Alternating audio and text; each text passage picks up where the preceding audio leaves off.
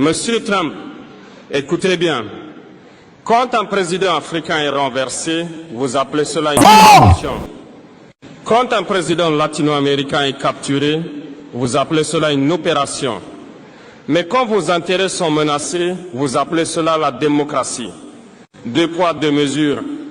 Toujours, aujourd'hui, Maduro. Demain qui? Aujourd'hui, c'est le Venezuela. Hier, c'était l'Irak. Avant-hier, la Libye. Et demain, ce sera n'importe quel pays qui ose dire non. Vous voulez faire croire au monde qu'aucune nation n'est souveraine sans votre permission. Mais je vous le dis clairement, un président n'est pas une proie. Un État n'est pas une chasse gardée. Un peuple n'est pas un troupeau. Ce que vous avez fait au Venezuela n'est pas un message envoyé à Maduro. C'est un message de menace envoyé à tous les peuples libres. Monsieur Trump, vous avez franchi une ligne. Vous avez prouvé une chose au monde entier. La souveraineté, selon Washington, est conditionnelle. Conditionnelle à l'obéissance, conditionnelle au silence, conditionnelle à la soumission. Mais l'Afrique regarde, l'Amérique latine regarde, Haïti regarde, le monde regarde. Et cette fois, nous ne ferons pas semblant de ne rien voir. Dans la prochaine partie, je vais vous dire pourquoi ce geste vous affaiblit plus qu'il ne vous renforce et pourquoi l'ère de l'impunité impériale touche à sa fin. Monsieur Trump, vous croyez que la force, c'est d'arrêter un homme. Vous croyez que la puissance, c'est d'humilier un État devant les caméras.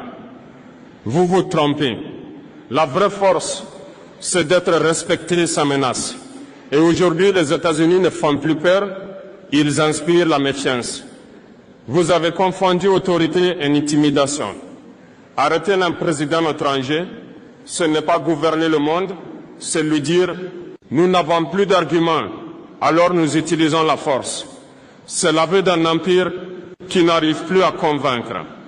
Regardez bien ce que vous avez déclenché. En capturant Maduro, vous n'avez pas isolé le Venezuela. Vous avez réveillé la mémoire collective.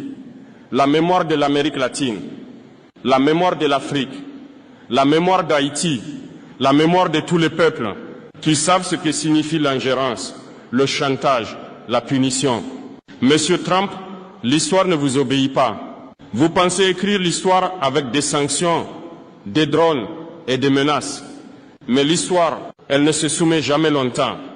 Chaque empire a cru être éternel. Chaque empire a cru être intouchable. Aucun ne l'a été.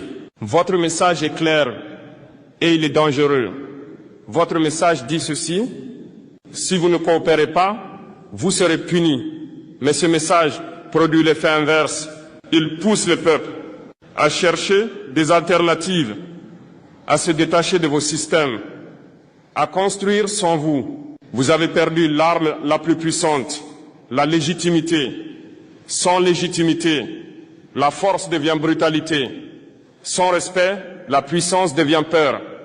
Et la peur, Monsieur Trump, ne dure jamais. Je vous le dis sans menace, mais sans faiblesse. Ce que vous avez fait à Maduro sera étudié, analysé, retenu. Et chaque pays saura désormais que la protection américaine a un prix, la soumission totale. Je vais vous expliquer pourquoi l'Afrique ne sera plus jamais un terrain d'expérimentation et pourquoi ce monde unipolaire touche à sa fin. Monsieur Trump, pendant trop longtemps, l'Afrique a été traitée comme un terrain d'essai. Un endroit où l'on teste des coups d'État, des sanctions, des dirigeants dociles et des peuples qu'on croit sans mémoire. Cette époque est terminée. Ce que vous avez fait au Venezuela, nous le reconnaissons parce que nous l'avons vécu, sous d'autres noms.